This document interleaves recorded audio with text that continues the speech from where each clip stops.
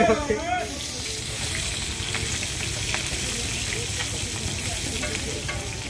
করি আপনারা সবাই ভালো আছেন। আজকে আমার বাংলাদেশের দ্বিতীয় দিন। আমি আসছিলাম বিক্রমপুর মুন্সিগঞ্জে আমার একটা ফ্রেন্ডের বাসায় ঘুরতে। তো আজকে রাতটা এখানে আমি কাটাইছি। এটা হচ্ছে আমার ফ্রেন্ডের বাসা। দেখেন কত সুন্দর বাসা। কিন্তু আমাদের আসামের মতো এদের বাসাগুলো এমন না। আসামের বাসাগুলো যেমন তেমন না। দেখেন কিন্তু পরিবেশটা কিন্তু সেম আসামের মতোই। দেখেন কি কত সুন্দর কাঁঠাল গাছ, কত সুন্দর সব কিছু আসামের মতোই দেখা যাচ্ছে। আর চারি সাইডে আম।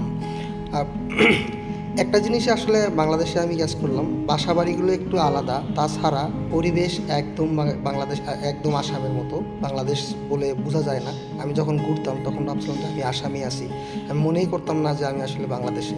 কিন্তু যখন বাড়িঘরগুলো একটু দেখি তখন একটু আসামের চাইতে একটু ডিফারেন্ট। তো দেখেন সাইড দিয়ে গাছগাছালিগুলো একদম আসামের মতো, একদম সমতল যেমন সমতল জায়গাগুলো যেমন দেখানোর চেষ্টা করি যে আমাদের। তো আমি একটু ছাদে যাবো, ছাদে গিয়ে আপনাদেরকে দেখালাম। আর আমি ছাদে যাবো, আমি প্রথমবার আমি ছাদে যাচ্ছি। আমি কিন্তু ওই ফ্রেন্ডের বাসায় এসে আমি ছাদে যাইনি। তো ছাদে গিয়ে আমি দেখানোর চেষ্টা করব। আমি জানি না আসলে কতটুকু আপনাদেরকে বাইরের পরিবেশটা দেখাতে পারবো। তো আমি প্রথমবার ছাদে আসতেছি। তো গেটটা লাগানো, গেটটা একটু খুলে নিই। গেটটা খোলার পরে আমি বাইরে গেলাম। বাইরে যাওয়ার পরে দেখি পরিপূর্ণভাবে আসলে বাইরে দেখানো যায় না, অধিক গাছপালা। দেখেন কত সুন্দর পেয়ারা গাছ, যে আমরা যেটা আসামে যেটা সুপ্রি বলি। তো পেয়ারা যেটা, এটা সুন্দর পেয়ারা লাগছে এখানে। তো আমি দেখানোর চেষ্টা করলাম বাইরের পরিবেশটা, কিন্তু ছাদটা অতটুকুই উঁচু নয় যে আমি আসলে ভালোভাবে আপনাদেরকে বাইরের পরিবেশটা দেখাবো। তো যতটুকু পারি আপনাদেরকে তুলে ধরার চেষ্টা করব। তো তারপরেও আমি যে ফ্রেন্ডের বাসায় ছিলাম, অনেক সুন্দর বাসা ছিল, চারো সাইডটা অনেক সুন্দর, পাখির ক্যাচকেচি ছিল, অনেক সুন্দর ছিল। তো সকালবেলা আজকে আমরা মুন্সিগঞ্জ থেকে আমরা রওনা হব পদ্মা সেতু মাওয়া পর্যন্ত। তো এখান থেকে আমি আমার ফ্রেন্ডের বাসার কয়েকজন বা আমার বন্ধু বান্ধব কয়েকজন মিলে আমি আজকে যাব মাওয়া পদ্মা সেতুর উদ্দেশ্যে। তো পদ্মা সেতুটা কেমন, পদ্মা সেতুর পাড়টা কেমন, আর মাওয়া কেমন দেখতে, তো এটাই আমি আপনাদেরকে আজকে তুলে ধরবো। তো চলুন সরাসরি আমরা চলে যাই সেই ভ্রমণের উদ্দেশ্যে। তো রাস্তা দিয়ে যাওয়ার সময় আমি আপনাদেরকে ভিডিও করে দেখানোর চেষ্টা করব। তো চলুন শুরু করা যাক ভিডিওটা।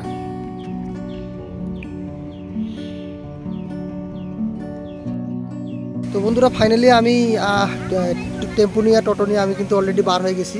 তো আমাদের ফ্রেন্ড সার্কেল সবাই কিন্তু বার হয়ে গেছে। দেখেন ছোট একটা টেম্পো, আমাদের এখানে ব্যাটারি চালিত গাড়ি পাওয়া যায়। তো আমরা কই যেতেছি ঘুরতে? তো আজকে আমরা যাচ্ছি হচ্ছে মাওয়াতে। বিশেষ করে বাংলাদেশের সবচেয়ে বড় হাইওয়ে রোড। আর এটা মাওয়া বলতে বিখ্যাত, এটা ইন্ডিয়া উপার বাংলা এপার বাংলা, এটা সবাই জানে, সবাই এখানে স্পেশাল ব্লগ করার জন্য যায়। তো আজকে আমরা যাচ্ছি, আমাদের সঙ্গে থাকেন, পুরো ভিডিও দেখাবো শুরু থেকে। ইনশাআল্লাহ হাই সবাই আছি। তো একটু হাই দিয়ে দাও সবাইকে। আমার ভাতিজা আছে আজকে, আমার ভাতিজা আছে, ভাতিজাকে দেখেন। তো ভাতিজা একটু হাই করো। আমরা সবাই যাচ্ছি আজকে, আমাদের তিনি সবাই উপমহাসাগরে বেড়াতে নিয়ে যাবে। ঠিক আছে। তো বন্ধুরা, আমরা শুরু করলাম মাওনার উদ্দেশ্যে, পদ্মা সেতুর উদ্দেশ্যে রওনা করলাম। দেখেন বন্ধুরা, বাড়িঘরগুলো দেখলে মনে হয় না আসাম, কিন্তু পরিবেশ দেখলে মনে হয় একদম একদম পুরোপুরি আসাম।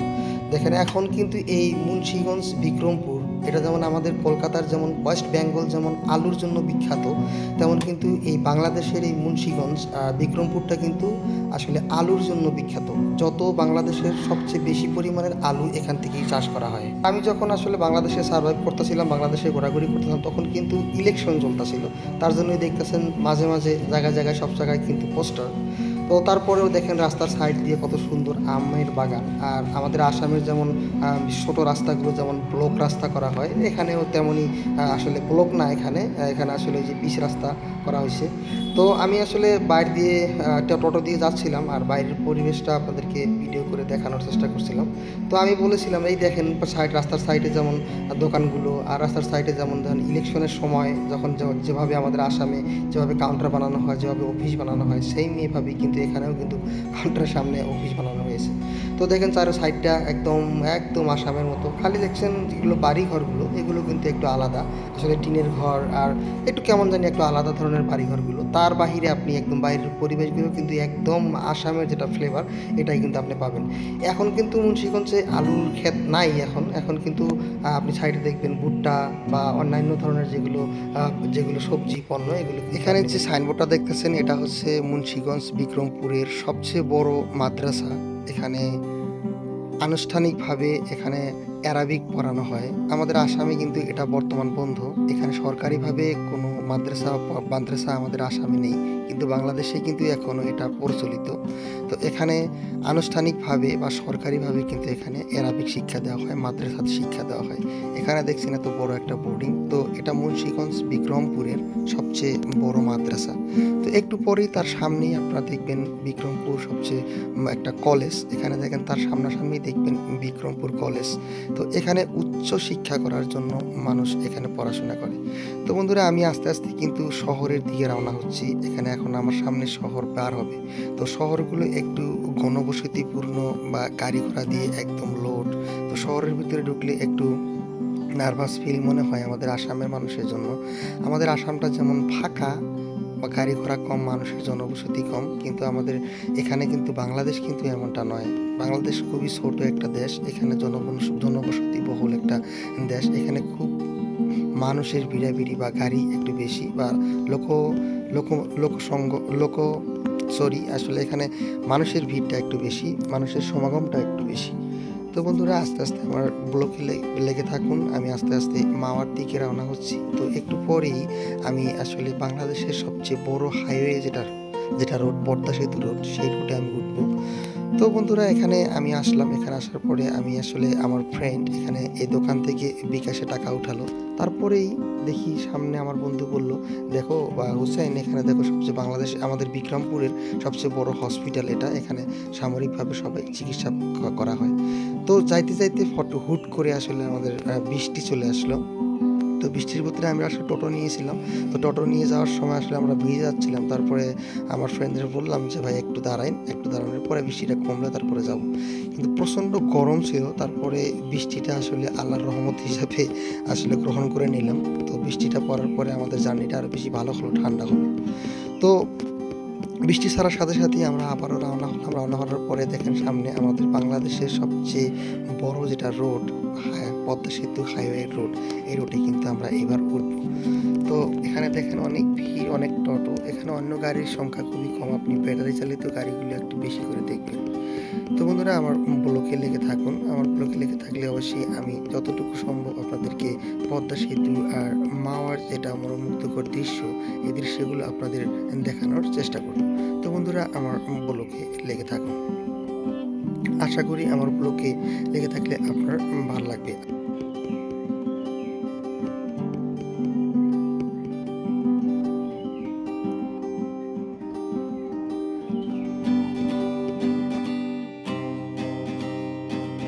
তো এখানে যখন আসলাম, আসার পরে আমার ফ্রেন্ডকে বললাম, আচ্ছা বন্ধু, আসলে বাংলাদেশের গরিব মানুষের জন্য রাস্তা আলাদা আর ধনী মানুষের জন্য রাস্তা আলাদা, আমি দেখতেছি। তো তখন আমার ফ্রেন্ড হাসিতে বললো যে আসলে হোসেন ভাই এটা কী বলতেছেন। আসলে ভাইরা দেখেন, এখানে বাংলাদেশের সবচেয়ে বড় হাইওয়ে রোড, এটা পদ্মা সেতু রোড। তো এখানে দেখেন আমরা সাইড দিয়ে যাচ্ছি, মানে এখানে টোটো, রিক্সা, আপনার আনটুলসের যেগুলো টুলস দেওয়া হয় না, তারা এই সাইড দিয়ে আসবে। আর যারা টুলস দিয়ে, টাকা দিয়ে যারা পদ্মা সেতু রোডে উঠবে, তাদের জন্য কিন্তু আলাদা একটা রাস্তা। আপনারা দেখতেছেন কোনো ফাঁকা, একদম ভিড় নেই, কোনো কিছু নেই, সোজা এই রাস্তাটা দিয়ে, মাঝখানের রাস্তাটা দিয়ে তারা যাচ্ছে। তো আমার মনে হইতেছিল যে আসলে গরিব মানুষের জন্য আলাদা রাস্তা আর ধনী মানুষের জন্য আলাদা রাস্তা। তো আসলে পদ্মা সেতু যেটা রোড, এই রোডে কিন্তু আপনার টুল ছাড়া আপনি যেতে পারবেন না। আর বাংলাদেশের বিশেষ করে যত ভালো রোড আছে, যেগুলো ভালো ব্রিজ, ভালো রোড, প্রত্যেকটা রোডই যদি আপনি যান তাহলে কিন্তু আপনার টুলস দিতে হবে। আপনি বিনা টুলসে কোনো ভালো রোডে যেতে পারবেন না। আপনি যদি বিনা টুলসে যেতে চান তাহলে কিন্তু আপনার এই যে রাস্তার সাইড দিয়ে আস্তে আস্তে যত ভিড়, যানজট, এগুলোর ভিতর দিয়ে কিন্তু আপনার যেতে হবে। তো বন্ধুরা, আমার সাথে লেগে থাকুন, আমি চলে যাচ্ছি। আর বেশি সময় নেই, অল্প সময় পরেই আমরা আসলে পদ্মা সেতুর কাছাকাছি এলাকায় চলে যাব।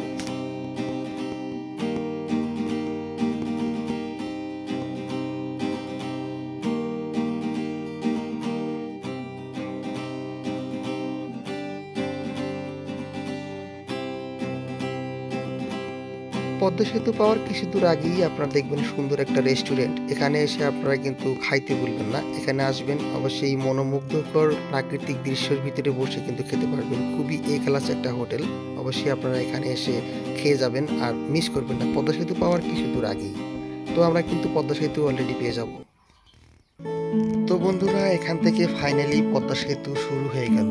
তো এখান থেকে দেখতেছেন 3টা রোড, এখান থেকে একটা পদ্মা সেতুর ভিতরেই ঢুকবে। তো তিনটা রোড একটা পদ্মা সেতুর ভিতরে তিনটা রোড তিনটা জায়গা দিয়ে আসছে, এসে পদ্মা সেতুর ভিতরে ঢুকবে। তো আসলেই খুবই সুন্দর একটা উপস্থাপনা আর খুবই সুন্দর একটা প্রজেক্ট। আসলে সবচেয়ে বড় প্রজেক্ট ছিল বাংলাদেশের এই পদ্মা সেতু নির্মাণ করা। তো তাই সেটাই দেখার জন্য আসছি, আর আপনাদের দেখাবো আসলে পদ্মা সেতুটা দেখতে কেমন। তো আসলে আমি পদ্মা সেতুর নিচ দিয়ে আসছি, যে পদ্মা সেতুর নিচ থেকে আপনাদেরকে কীভাবে ভিডিও করে ফুল ভিডিওটা দেখানো যায়। আর আসলে আমি চেষ্টা করতেছিলাম যদি আমি উপর দিয়ে যাই বা যদি আমি টুলস করে যাই তো আপনাদেরকে আমি কিছুই দেখাতে পারবো না। তো আসলে আমি টোটো নিয়ে নিচ দিয়ে, যেটা আসলে হেঁটেই বেড়ানোর মতো যেভাবে দৃশ্য যাতে শ্যুট করা যায় সেটার জন্যই কিন্তু আমি আসছিলাম। তো এখানে দেখেন তিনটা ব্রিজ দেখতেছেন, তিনটা ব্রিজ তিনটা রোড একসাথে এসে পদ্মা সেতুর ভিতরে ঢুকবে। তো এখানে নিচ দিয়ে মোহনা, নিচ দিয়ে রাস্তা, মানুষ এত সুন্দর করে ঘোরাফেরা করতেছে। আর আমি আসলে পদ্মা সেতু যেটা মোহনা যেখান থেকে শুরু আর সেই পাড়টা কিন্তু মানুষের কাছে আমি শুনছি অনেক সুন্দর একটা পরিবেশ সেখানে। আর আমি যখন আসছিলাম অনেক গরম ছিল, সেখানে অনেক বাতাস, বা সেখানে গেলে শীতল হওয়া যায়, খুব ভালোভাবে শীতল হওয়া যায়। এখান থেকে আসলে কাঁটাতারের বেড়া আপনারা পাবেন, এখান থেকে আর ভিতরে ঢুকতে পারবেন না। তো একটু বাম দিকে গিয়ে তারপর আপনার ভিতরে ঢুকতে হবে। ভিতরে ঢোকার পরে আমি একদম মোহনাতে একদম কিনারে চলে গেলাম। চলে যাওয়ার পরে এখান থেকে আর এগোতে দিবে না, এখান থেকে পদ্মা সেতুর পাশে আর গার্ড যেতে দিবে না। আপনারা এখানে গার্ড দেখতেছেন, এখান থেকে কিন্তু আর গার্ডে আর আপনার সেই পদ্মা সেতুর পাশে যেতে দিবে না। কারণ পদ্মা সেতুর সিকিউরিটির জন্য, যেহেতু নতুন পদ্মা সেতু, এখন এর দামটা একটু বেশি, বা নতুন নিরাপত্তা বেশি একটু নিরাপত্তা, তো পাশে যেতে দিবে না। তো দেখেন অনেক মানুষ এখানে হাওয়া খাওয়ার জন্য আসছে। এখানে কিন্তু প্রচণ্ড জোরে বাতাস চলতেছে, অনেক প্রচণ্ড জোরে বাতাস চলতেছে। তো এখানে দেখেন অনেক সুন্দর একটা পরিবেশ। আর একটা জিনিস আপনারা লক্ষ্য করেন, এই নিচের যেগুলো আপনি পাথরগুলো দেখতেছেন, এখানে এগুলো কিন্তু অরিজিনাল পাথর একটাও নয়। তো পদ্মা সেতু দেখতে দেখলাম পদ্মা সেতুর পাশে কয়েকজন ছেলে ইউকেলেলে নিয়ে বসে আছে। তো তাদের সাথে একটু আড্ডা দিয়ে বললাম, চাচা ভাই তাহলে একটা গান হয়ে যাক। তো বন্ধুরা আমার সালো তবে জিরো হলো পাইলে পাইতে পারো মাওলা রে আমার সালো তবে জিরো হলো পাইলে পাইতে পারো মাওলা রে নয়ন দিয়া যান পূর্বে নয়ন দিয়া গেছে যেই মরণের বাকিয়া আছে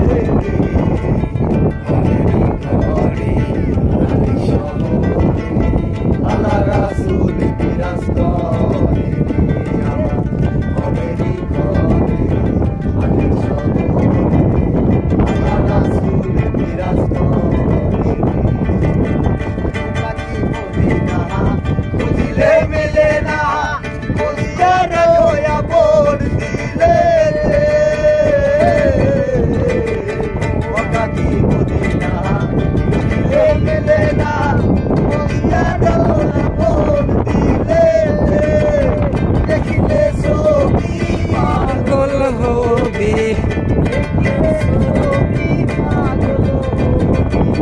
কারো নিষেধ মানবে না রে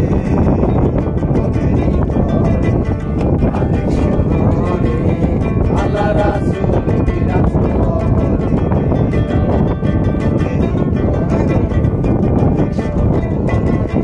আল্লাহ রাসূল বিরাজ। তো বন্ধুরা পদ্মা সেতু দেখতে দেখতেই একটা গান হয়ে গেল। আপনারা সবাই জানেন আমি গান প্রেমী মানুষ, আমি ইউকেলেলে, বাদ্যযন্ত্র, গিটার এগুলো বাজাতে খুবই পছন্দ করি। তো তাদের সাথে দেখা হলো, একটা গান হয়ে গেল।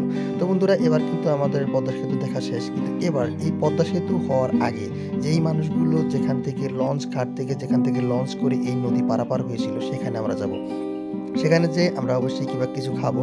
তো সেখানে কিন্তু একটা জিনিস পাওয়া যায়, সেখানে টাটকা ইলিশ পাওয়া যায়। সেখানে আমরা অবশ্যই টাটকা ইলিশ কিনে সাথে রান্না করে তারা দিবে। সেখানে গিয়ে আমরা এই রেসিপিটা আমরা উপভোগ করব। আমার ফ্রেন্ড বললো সেখানে গিয়ে যদি মাওনাতে এসে যদি ইলিশ খাওয়া না হয় তাহলে কিন্তু মাওনার কোনো মজা হয় না। তো বন্ধুরা চলুন সেই দৃশ্য সেই জায়গাতে আমরা যাই, যে জায়গাতে আসলে যেখানে আগে আমরা এই পদ্মা সেতু হওয়ার আগে লঞ্চ দিয়ে পারাপার হচ্ছিল সেই ঘাটটাতে। এই লঞ্চ ঘাটিতে এই পদ্মা সেতু হওয়ার আগে যে মানুষগুলো এই লঞ্চ ঘাটিতে এসে এই পদ্মা সেতুর যেটা নদী, এই নদীটা কিন্তু লঞ্চ দিয়ে পার হয়েছিল। তো এই লঞ্চ ঘাটিতে আমরা আসবো। এই লঞ্চ ঘাটিতে আসার একমাত্র উদ্দেশ্য এখানে টাটকা ইলিশ মাছের ফ্লেভার দিয়ে আপনারা সাথে সাথে রান্না করে সব কিছুই খেতে পারবেন। তো বন্ধুরা, এখানে আপনারা যদি মাওয়াতে আসেন অবশ্যই এখানে আসবেন। কিন্তু পদ্মা সেতু ঠিক আছে, পদ্মা সেতু এবার হয়ে গেছে, কিন্তু এই জায়গাগুলো এখন অ্যাডভেঞ্চার প্রিয় মানুষের জন্য, বা পদ্মা সেতু 10 মিনিটই পার হয়ে যেতে পারে বা আধা ঘন্টায় পার হয়ে যেতে পারে, কিন্তু এখনও মানুষ কিন্তু এখান থেকে কিন্তু লঞ্চ দিয়ে আপ ডাউন করে যারা অ্যাডভেঞ্চার প্রিয় যারা মানুষ। তো বন্ধুরা, আমি এখানে আসলাম, আসার পরে একটা দোকানে আসলাম, দোকানে আসার পরে সরাসরি ইলিশ মাছ কেনার জন্য এখানে আসলাম। তো দেখেন এখানে আমাদেরকে ইলিশ মাছ দেখানো হচ্ছে। তো একটা ইলিশ মাছ কত, আমার ফ্রেন্ড দামাদামি করতেছিল, আমরা মানুষ ছিলাম 5 জন। তো এখান থেকে আমরা একটা ইলিশ মাছ নিব, সাথে সাথে কিন্তু তারা আমাদেরকে ইলিশ মাছ রান্না করে খাওয়াবে। তো অবশ্যই কীভাবে রান্না করবে, কীভাবে আমাদেরকে ইলিশ মাছ কাটবে, তো অবশ্যই সবই আপনাদের সাথে শেয়ার করবো। তো বন্ধুরা, আপনারা যদি এখানে আসেন, এখানে আসলে কিন্তু আপনারা এভাবে আমাদের মতো করে ইলিশ মাছ দেখে আপনারা কিন্তু কিনে খেতে পারবেন। দেখেন ইলিশ মাছগুলো টাটকা, সেটাই কিন্তু কান্তা তুলে দেখাচ্ছে আমাদেরকে যে ইলিশ মাছগুলো টাটকা, বা একদিন বা বরফ দিয়ে রাখা হচ্ছে, বা 12 ঘন্টা বা 13 ঘন্টা আগে মারা হচ্ছে। কিন্তু এই ইলিশ মাছগুলো কিন্তু অনেক দামি, এখানেও কিন্তু অনেক দামি, কিন্তু আপনারা এখানে দাম দর করে নেবেন। এখানে কিন্তু অনেক রেট একটু বেশি চাবে, তারপরে কিন্তু আপনারা দাম দর করে নিয়ে তারপরে এই ইলিশ মাছগুলো কিনে আপনাদের চোখের সামনে তারা বানিয়ে দিবে, তো চোখের সামনে কিন্তু আপনারা খেতে পারবেন। তো এই ইলিশ মাছটা এখানে কাটা হলো, তো ভিডিও একটু লম্বা হয়ে যাবে, তার জন্য কাটাটা দেখালাম না আমি। তো আসলে এখানে দেখেন ইলিশ মাছটা কেটে ধুয়ে একদম পরিষ্কার করে এনে তেল মশলা দিয়ে কিন্তু এখানে বানানো হচ্ছে। দেখেন এখানে মাস্টার অয়েল দিয়ে দেওয়া হলো, হলদির গুঁড়ো, মরিচের গুঁড়ো। এই ইলিশ মাছটা পুরোটাই ফ্রাই করা হবে এখানে। ফ্রাই করার পরে তারপরে যেটা লেজ আছে, সেই লেজটা কিন্তু তারা আমাদেরকে ভর্তা করে দিবে। তো এখানে দেখেন একটা ছাঁকি মেরে দিবে, ছাঁকি মেরে তারপরে পুরো একদম মশলা দিয়ে মুখটা টুম্বু হয়ে যাবে। এদিকে দেখেন আবার তেলও গরম হচ্ছে। লেগে থাকুন বন্ধুরা, অবশ্যই দেখেন আমি আসলে কিভাবে এখানে ইলিশ মাছ কিনে আমরা সবাই মিলে জুলে এখানে খাচ্ছিলাম। তো আপনারাও আসলে কিন্তু এভাবে চোখের সামনে আপনাদেরকে ইলিশ মাছ কেটে একদম চোখের সামনে বানিয়ে দিবে। এই দেখেন যে এখানে কড়াইটা কিন্তু তারা ক্লিন করে নিচ্ছে। এবার এখানে মাস্টার অয়েল দিয়ে দেওয়া হবে, সরিষার তেল দিয়ে দেওয়া হবে। তো বেশি সময় লাগে না, 10-15 মিনিটের ভিতরেই কিন্তু আপনাদেরকে একদম ফ্রাই হয়ে গেছে। তারা কিন্তু আমাদেরকে বলছিল ইলিশ মাছটা পুরো ফ্রাই হবে, আর লেজটুকু যে আছে লেজটুকু আমাদেরকে ভর্তা করে দেবে। ইলিশ মাছটা কিন্তু অলরেডি কিন্তু ফ্রাই হয়ে গেছে। তারপরে বন্ধুরা দেখেন আমাদের কিন্তু খাওয়া দাওয়ার টেবিল এখানে কিন্তু রেডি হয়ে গেছে। এখানে কিন্তু লেজ ভর্তাও কিন্তু আমাদের রেডি হয়ে গেছে। আমি ভিডিওটা বড় হওয়ার জন্য ভিডিওটা একটু ফাস্ট করে দিছি, তো নাহলে ভিডিওটা অনেক বড় হয়ে যাবে। সেই লেজটুকু ভর্তা করবে। আর মশলা একটু বেশি হয়েছিল, আমি ভাইয়েরা বলছিলাম মশলা একটু কমিয়ে দিন। দেখেন কত সুন্দর করে লেজ ভর্তা করতেছে। এদিকে আমাদের ফ্রাইও কিন্তু হয়ে গেছে। দেখেন এখানে ফ্রাই, একদম মরিচের ফ্রাই, একদম ইলিশ মাছ কীভাবে ফ্রাই করে, আর মরিচগুলো দেখলেই আমার কিন্তু খাইতে ইচ্ছে করতেছে। আর আমি আসলে সারাটা দিন ঘোরাঘুরি করার পর আমি কিন্তু অনেক ক্ষুধার্ত আসলে। আমার বন্ধুবান্ধবরা এখানে বসে আছে, সবাই খাওয়া দাওয়া করবে, বা একদম পুরো রেডি হয়ে গেছে সব খাওয়া দাওয়া। তো এখানে কিন্তু দেখেন এই ইলিশ মাছের ভর্তাটা কিন্তু এবার রেডি হবে। ভর্তাটা আগে যে উনুনের মতো যেটা এখানে আগে ভর্তাটা করে নিল, তারপর প্লেটের ভিতরে এখানে বাটিতে দিয়ে আমাদের সামনে সার্ভ করা হবে। তো বন্ধুরা, আমরা কিন্তু এবার খাওয়ার জন্য একদম প্রস্তুত, আমরা কিন্তু খাওয়া শুরু করে দিব। তো আসলে আমার আর তোর্স হইতেছিল না, এত সুন্দর পরিবেশনা আর একদম টাটকা খাবার। তো আমি আসলে একদম পুরা নাক টেনে দিয়ে, মানে যেটাকে বলে আর কি, খুব সুন্দর করে খাওয়ার চেষ্টা করতেছিলাম, আর খাওয়ার পেট ভরে খাইছিলাম। আর এই মরিচগুলো যে এত টেস্ট হয়েছিল, আমি আসলে ভাবতেও পারিনি আসলে এই মরিচগুলো কত মজা হয়েছিল আমার কাছে। তো আসলে এখানে আমি খুব ভালো করে, যেটাকে বলে আমি একদম আত্মার তৃপ্তি করে আমি কিন্তু খেয়েছিলাম। আমি কিন্তু আসামে আমার বাড়ি, আমি কিন্তু আসামে এভাবে ইলিশ মাছ খুবই কম পাওয়া যায়, আর পাওয়া গেলেও আমরা কিন্তু ইলিশ মাছ কিন্তু অরিজিনাল যেটা ইলিশ মাছ, এটা কিন্তু আমরা কিন্তু কখনই পাই না। আর তো টাটকা তো দূরের কথা। তো এখানে টাটকা ইলিশ মাছ, টাটকা সব কিছু পেয়ে, আর সাথে সাথে চোখের সামনে বানানো খেয়ে কিন্তু অনেকটাই তৃপ্তি পেয়েছিলাম আমি। তো পেট ভরে এখানে খাওয়া দাওয়া করার পর আমরা এখানে বিল পে করলাম। বিল পে করার পরে এই হোটেলে আমরা খাওয়া দাওয়া করলাম। এখান থেকে মাছ কিনলাম, মাছ কেনার সাথে সাথে বানিয়ে দিল আমাদেরকে। আপনারা যদি এখানে আসেন, এখানে আসলে কিন্তু আপনারা আমাদের মতো করে খেতে পারবেন। খুব সুন্দর খাওয়া দিচ্ছিল তারা। আর এটা এখানে টাটকা মাছ পাবেন, অনেক সুন্দর পরিবেশ পাবেন। আর আমরা যেদিন এখানে আসছিলাম অনেক ঠান্ডা পরিবেশ ছিল, আর খুব সুন্দর হাওয়া বইতেছিল, অনেক সুন্দর লাগতেছিল। তো আপনারা যদি এখানে আসেন, মাওনা এখানে পদ্মা সেতু যখন হওয়ার আগে এটা ছিল এটা ছিল আসলে লঞ্চ ঘাট। এই ঘাটে আসতো মানুষ, আইসা রাখতো, রাইখা 2-3 ঘন্টা জার্নি করে আসতো। জার্নি করে আসার পর এখানে একটা মানুষ খাইতো, মার্কেটের মতো একটা হয়ে গেছে। তো রাত হয়ে গেছে ভাইয়া, এখন আমাদের ব্লগটা এখান থেকে আমরা শেষ করবো। আমাদের গাড়ি এখানে আছে, তো এখান থেকে আমরা গাড়িতে, রাত হয়ে গেছে আর ভিডিও করতে পারবো না। যতটুকু সম্ভব যতটুকু করার অতটুকু আমি চেষ্টা করছি তো করে দেখানোর। তো আপনারা যদি কেউ মাওয়াতে আসেন, আসলে এখানে কিন্তু আপনারা অবশ্যই ইলিশ খাইতে পারবেন। খুব সুন্দর ইলিশ মাছ বানিয়ে দিবে আপনার চোখের সামনে, তারা ইলিশ মাছ বানিয়ে দিবে বা চোখের সামনে আপনার সব কিছু করে দিবে। তারপর আপনারা বসে খাবেন যেভাবে আমরা খাইলাম। তো বন্ধুরা এখনকার মতো টাটা বাই বাই, আল্লাহ হাফেজ, ভালো থাকবেন, সুস্থ থাকবেন। তো পরবর্তী ব্লগে বা পরবর্তী ভিডিওতে আবারও দেখা হবে। আমি এমডি হোসেন থাকবো আপনাদের সাথে।